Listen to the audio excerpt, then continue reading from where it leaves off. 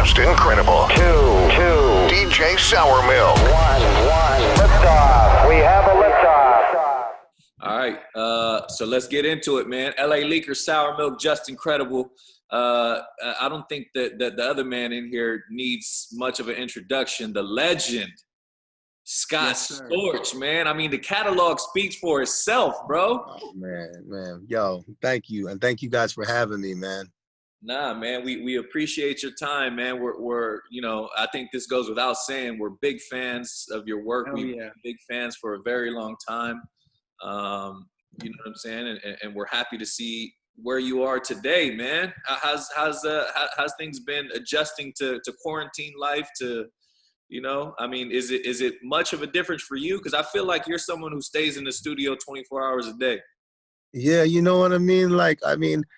Obviously, when you're forced to, stay in one place and you can't go to your favorite restaurants, and not that I go out much, I mean, I miss that stuff. But for me, I live sort of a semi-quarantined life.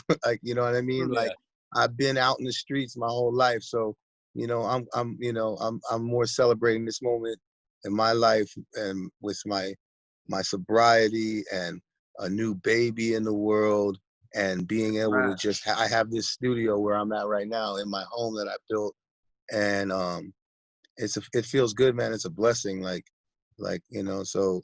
at the time, I'm getting a lot of great things done, and I'm able to focus a lot now without distractions, even from the outside world, of people that would be coming over to the house randomly and breaking the concentration. They're not coming through. It's like the work is getting done. Yeah. Me and my boy Illa, we just sit in this motherfucker and cook all day, every day. That's dope. And we do it, and it's like if we take a day off, we miss it. It's crazy, because we got so used to this routine of going in. I saw where you said what you would call wood shedding is kind of like what you've been doing in creating these new sounds and stuff like that.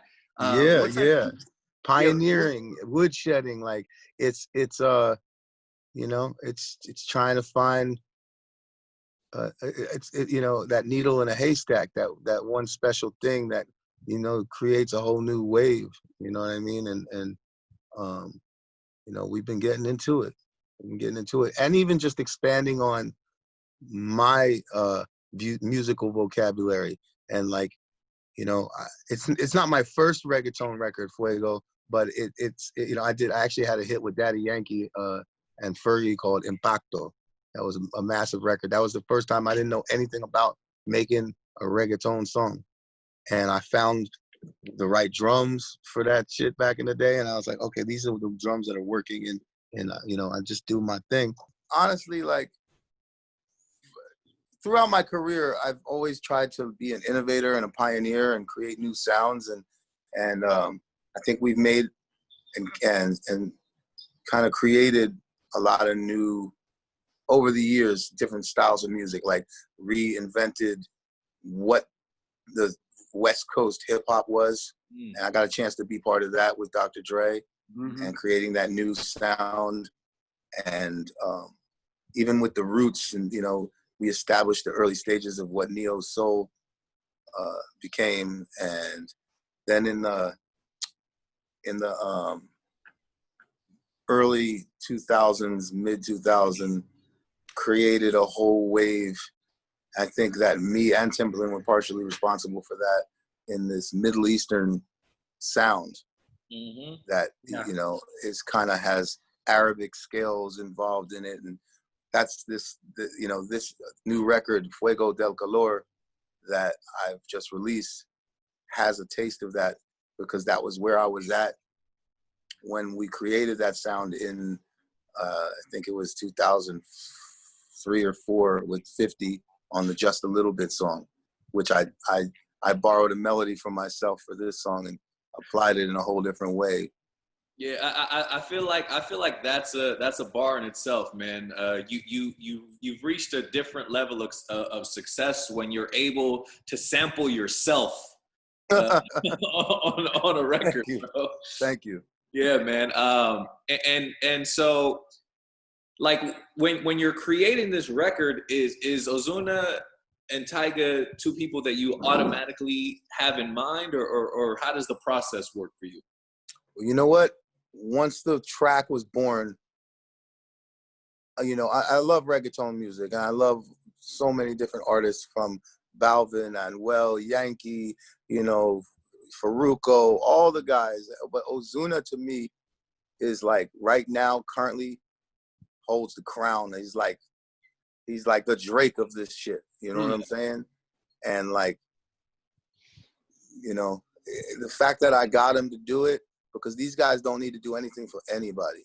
You know what I'm saying? They are some of the biggest streaming artists the planet has ever seen. Yep. And he did it out of love, man. This was not like a label thing. This was something that I made happen. My, you know, big shout out to my boy Speedy and Sim and my boy Pablo, and my boy Vinny. It took a lot of people to like massage the situation. And then Ozuna showed up at my doorstep and we cut the record, and he was excited about it because, you know, I was told if he wasn't fucking with the track that he'd been like, oh, this sounds great. I'll get back to you. I'm going to do it. He was like, give me the pad, give me the pen. Let's go. Man, that's crazy, man. And my boy Yampi was there, who was, you know, an incredible force in that world of music. And you know, he had took part in some of the production on the song with me. And, you know, so it's organic. It's not like an American attempt to do this track. You know what I'm saying? It's some Latin experience in there with Yampi and you know, it's I love it. I love it as a product. It makes me feel something when I listen to the record, and I don't love everything I do. I love this song. Yeah, that's dope, man. And what do you think it was that, you know, having the Rolodex that I'm sure Scott Storch has, man, and you know, the access to these artists, what do you think it was that made you wait this long to start, you know, really pushing? Not that you haven't been pushing your own brand, but you know, really doing your own records and saying, I'm going to put these out as Scott Storch featuring, you know, XYZ.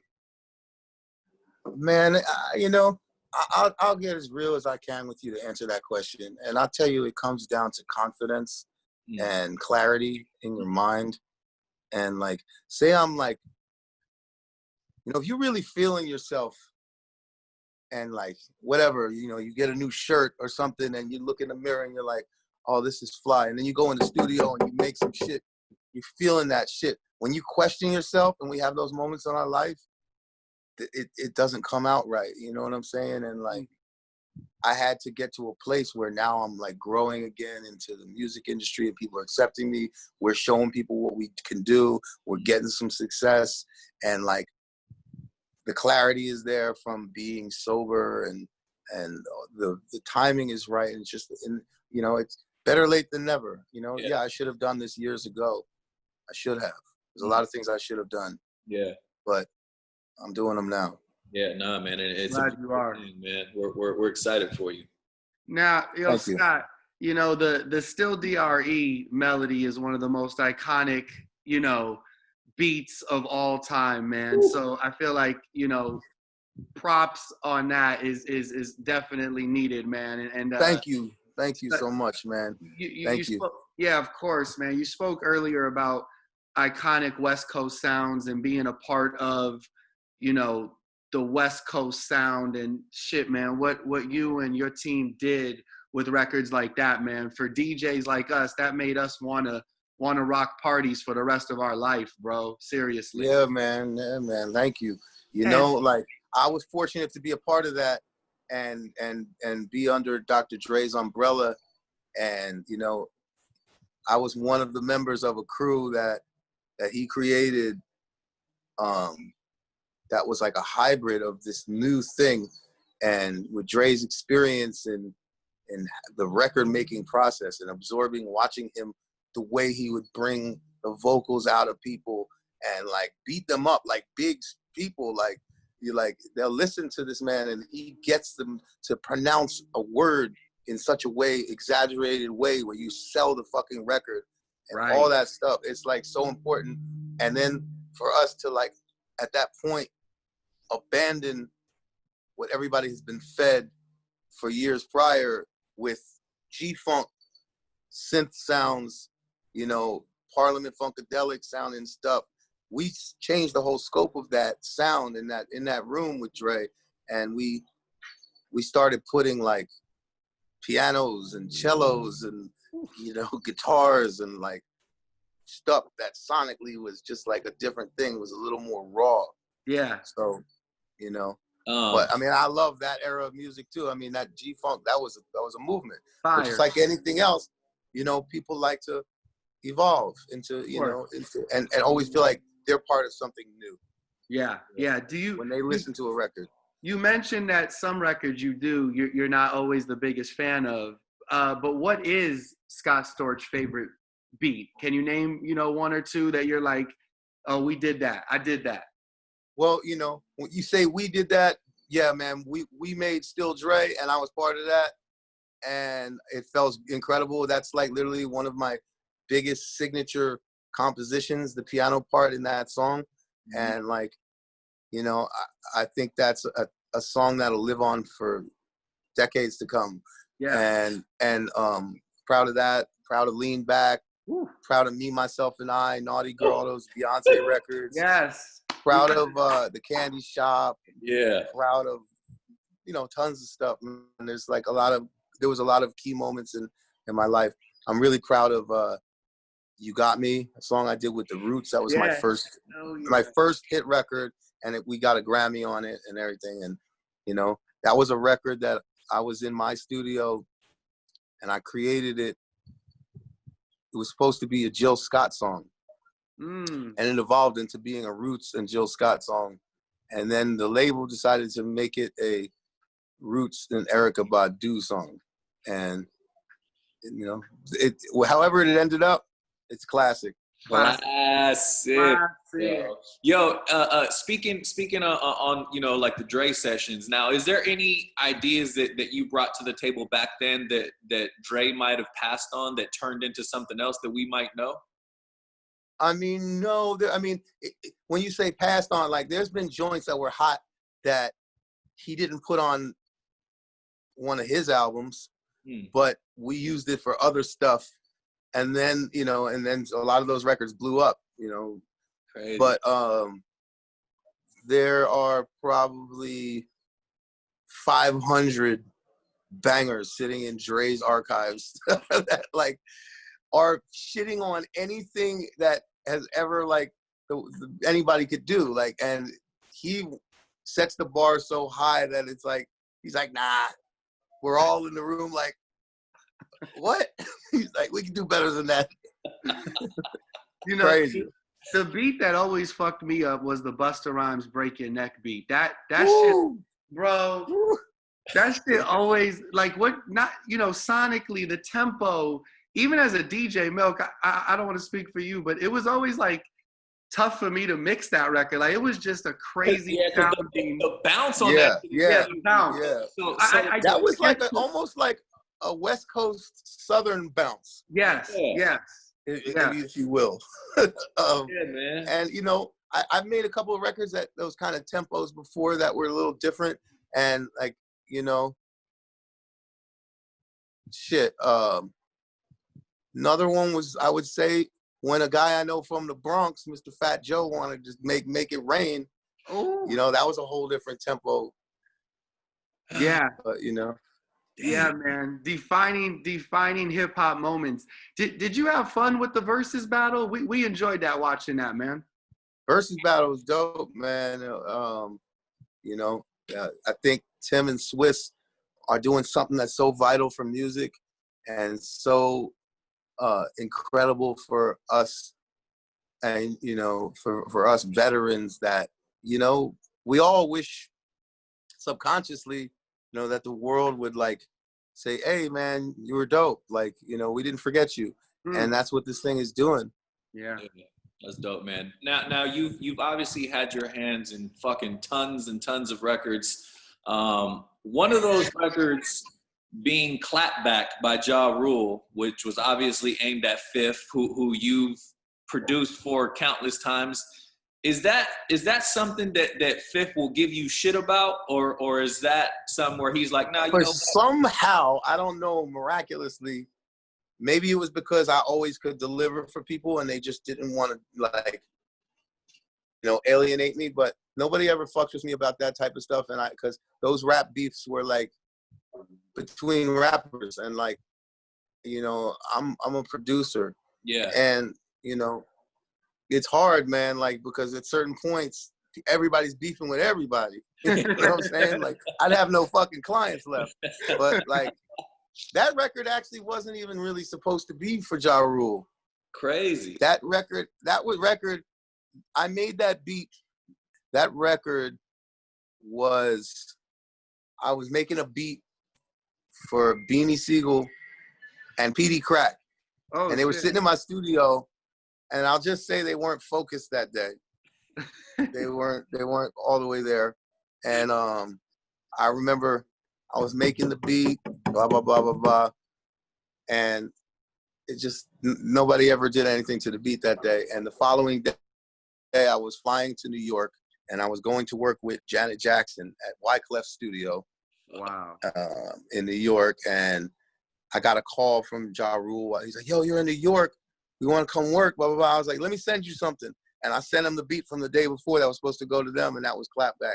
And like that song, it kind of fucking like, it bothers me to this day sonically, because I remember I was in the club in South Beach in Miami after it came out, and I was like, it doesn't sound as good as everything else. It sounded like the sonics of it, because it was a 2-track that I sent him, like a 2-track of the song. It wasn't like ever mixed. The beat was never mixed. Yeah. Damn. He was in a hurry to get that out. They just wanted that out. And yeah. I'm like, and I guess, you know, maybe it was just supposed to be some kind of like beef record or whatever, but it got looked at as like a real single, and it just sonically sounded like a mixtape joint. Like, I was like embarrassed. I was like, man, it's not my fault.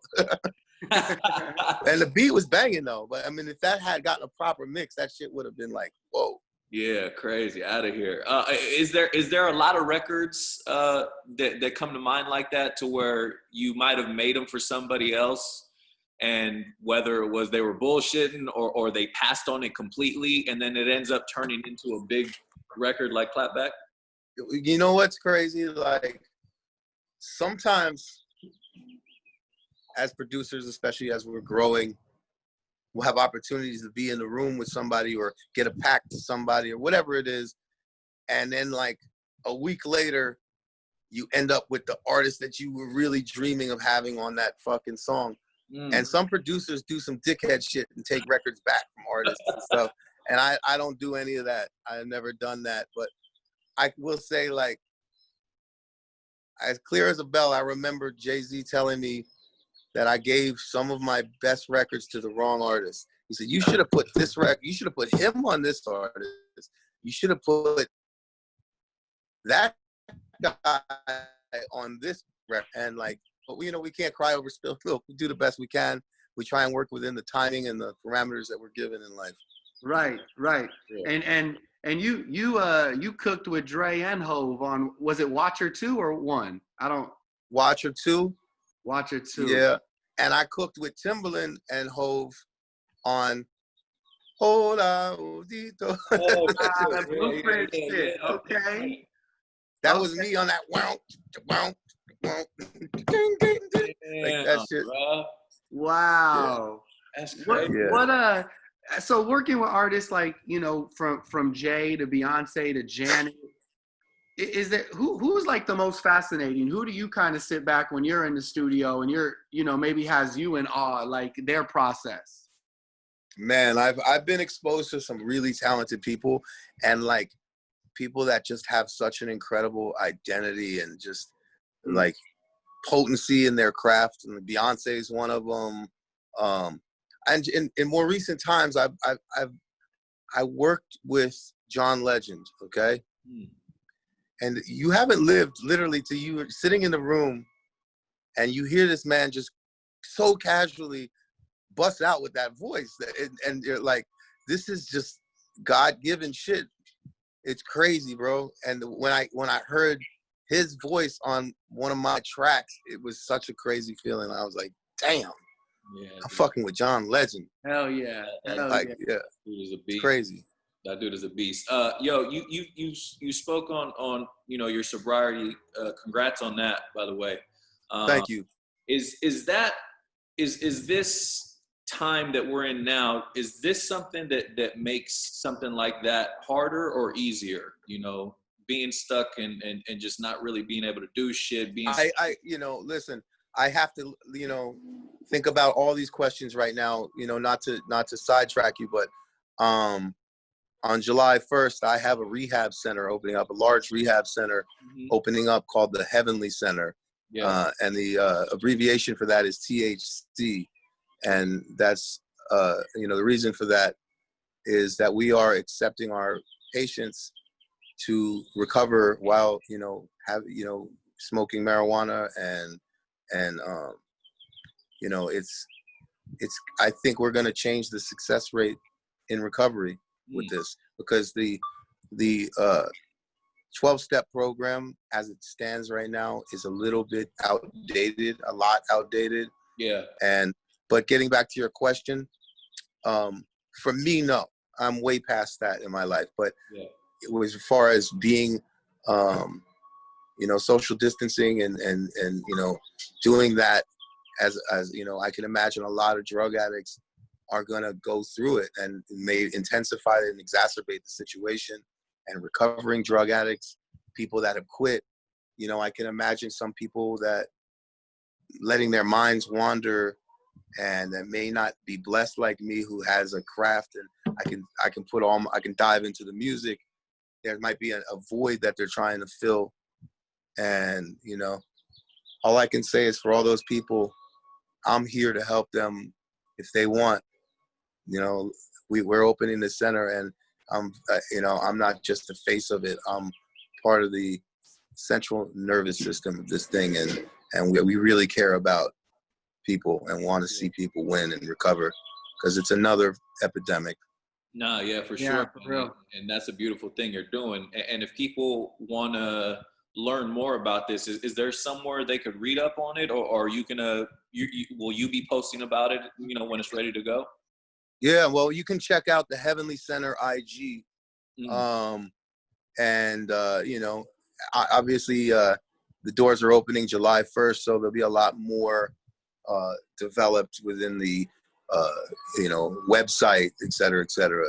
And we've been going full speed ahead and actually building this place, and it's now built, and it's a beautiful place, and we offer so many different types of treatments, from aromatherapies and education about the cannabis and how it can affect somebody on a chemical level, and what appropriate dosages and types of cannabis work for these people, and just all kinds of mental health stuff. And we have a studio in there, and we're gonna do music health classes, like where we use the music, and everybody wants to have their brain stimulated, and art is a great thing for that, and during the recovery process, and all different kinds of stuff. Too much to mention, but it's going to be a great place, and it's all based on really caring and love.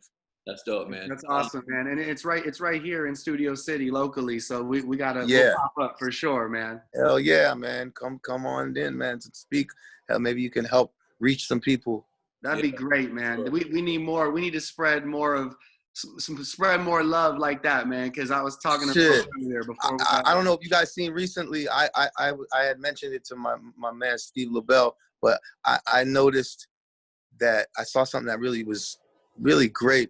I saw on IG Waka Flocka talking about how he wants to dedicate part of his life to giving back and helping suicide prevention and depression issues and stuff like that. And I then after seeing it, Steve and I spoke to him the other day, and like, he was coming from such an amazing place. He was like, my whole life now, I'm just giving so much in success and giving so much in money, and he wants to he wants to give now. Yeah. So, Okay, man. Now, what you're doing is a great thing, man. And thank you. you know, pardon me for my ignorance, but you know, from somebody who's I've never used drugs before, and you know, I've said things on social media that I obviously regret because I don't understand.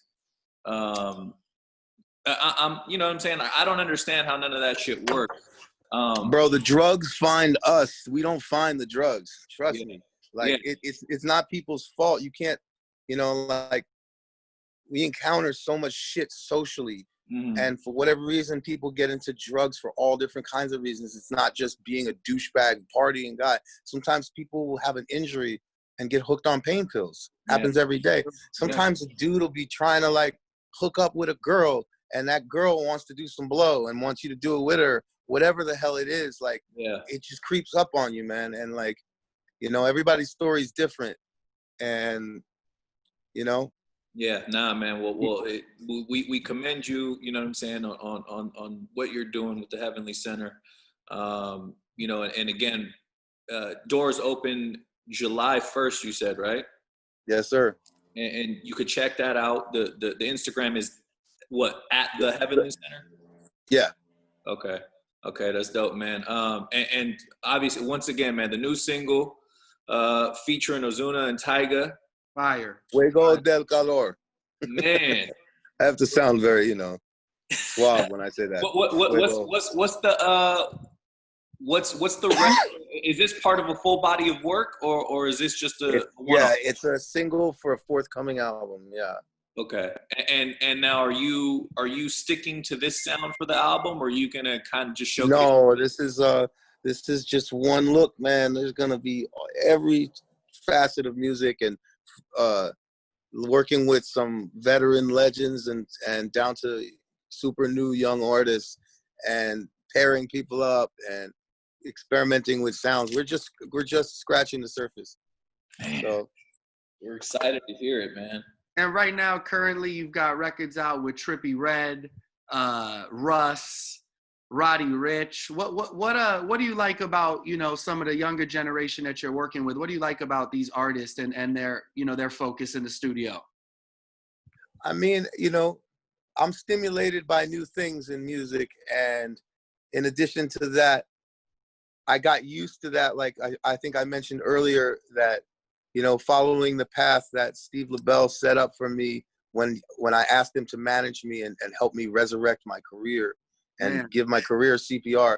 He said, we're going to work with new artists, and we're going to grow with them, and we're going to let them bloom into something, and like, you know, introduce you to an all-in-one felt swoop, introduce you to new people, a new generation. Yeah. And that's where we're at, man. In your opinion, what do you think was harder? What was it, breaking into the industry first, or was it resurrecting, you know, the career that you were known for? Listen, it's hard to get successful, period. If it like come from nowhere, even if, you know, I'm talking about a brand new producer. Yeah. But having the world sort of like close their door on you makes it double hard. Man. You know what I mean? Like, because, you know, some of those doors were closed, and, you know, we had to knock down those doors with like sledgehammers. You know what I mean? We had to prove ourselves. Yeah. And was there a moment for you where you realized, like, yo, I'm back?